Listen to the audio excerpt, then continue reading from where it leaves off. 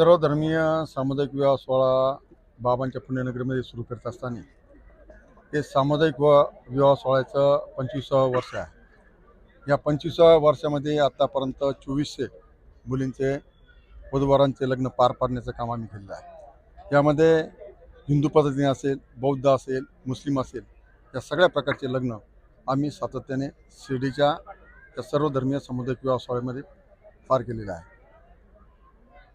या सामुदायिक सोहळ्याचं वैशिष्ट्य म्हणजे सलग कुठल्या प्रकारचा न थांबता अखंडपणे हा सामुदायिक विवाह सोहळा सातत्याने 2002 पासून सुरुवात केलेली आहे आणि आज 2026ला त्याला 25 वर्ष पूर्ण झालेले आहे.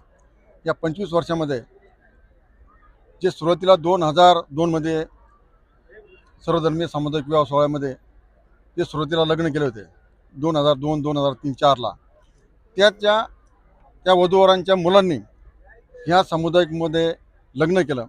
साधारण 20-21 सालामध्ये लग्न केलं. ती आमच्या शिर्डीकरांच्या दृष्टीने सामुदायिक विवाह सोहळ्याची मोठी अभिमानाची गोष्ट आहे.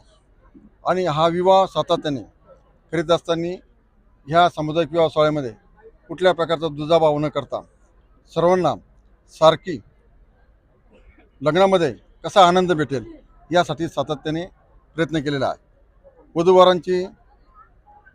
वधूंची चांगल्या प्रकारची मिरवणूक, त्यांना चांगल्या प्रकारचा ड्रेस, वधूंना 1 ग्रॅमचं मंगळसूत्र, त्यांना साड्या, त्यांना पैजण आणि बाकीचं संसारोपयोगी भांडे देण्याचं काम या सामुदायिक विवाह सोहळ्यामध्ये सातत्याने चालू असतं. वराडी जी मंडळी आहे त्या वराडी मंडळीला सकाळी 10 वाजेपासून तर संध्याकाळी 6 वाजेपासून मिष्टान्नाचं जेवण सातत्याने सामुदायिक विवाह सोहळ्यामध्ये देण्याचा आम्ही कायम प्रयत्न केलेला आहे आणि तो चांगला प्रयत्न यशस्वी झालेला आहे.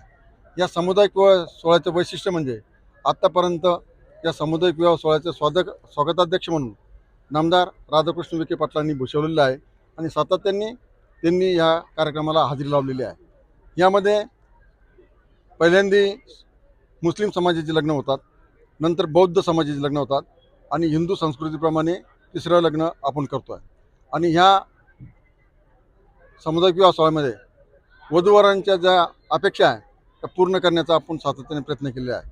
माझी सौभाग्यवती सुमित्रा काकी कोते असतील, आमचा परिवार असेल, शिर्डी ग्रामस्थ असेल, माझा मित्रपरिवार असेल, या सगळ्यांनी हा सामुदायिक विवाह सोहळा आणि आपल्या माध्यमातून वेगळ्या उंचीवर नेण्याचं काम सातत्याने केलेलं आहे. म्हणून या सामुदायिक विवाह सोहळ्यामध्ये दरवर्षीप्रमाणे यावर्षी 41 लग्न सामुदायिक विवाह सोहळ्यामध्ये झालेले आहे आणि सामुदायिक विवाह सोहळा हा 7 समुद्राच्या पलीकडे जाऊन पोहोचलेला आहे. यामध्ये महाराष्ट्र नाही, गुजरात, गोवा, पंजाब इथून सुद्धा वधूवर या सामुदायिक विवाह सोहळ्याचं लग्न करण्यासाठी आलेला आहे. यामध्ये एकच कारण आहे, बाबांचा सबका मालिक एक आणि सर्व धर्म समभाव असलेला संदेश देण्याचं काम या सामुदायिक विवाह सोहळ्याच्या माध्यमातून आम्ही सातत्याने करतो आहे. त्याचप्रमाणे बेटी बचाव बेटी पढाव हा संदेश देण्याचं काम करतो आहे. पर्यावरणाचा संदेश देण्याचं काम करतो आहे. झाडे लावा झाडे जगवा हा संदेश देण्याचं काम करतो. त्याचबरोबर इथल्या वधूवरांचा सामुदायिक विवाह सोहळ्यामध्ये लग्न होत असताना आम्ही एक महत्त्वाचा संदेश देतो का मुलगा का मुलगी हा भेदभाव न करता मुलगीच हिला समजून तिचं जतन करावं आणि तीच आयुष्याची पंथी म्हणून तिचा सांभाळ करावा आणि लग्नाला जास्त अफाट खर्च न करता सामुदायिक विवाह सोहळ्यामध्ये सातत्याने लग्न करावं असा संदेश देण्याचं काम या सामुदायिक विवाह सोहळ्याच्या माध्यमातून आम्ही कायम करतो. आमच्या सौभाग्यवती सुमित्रा काकी आणि मी दोघांनी आम्हाला 2 मुलं आहे.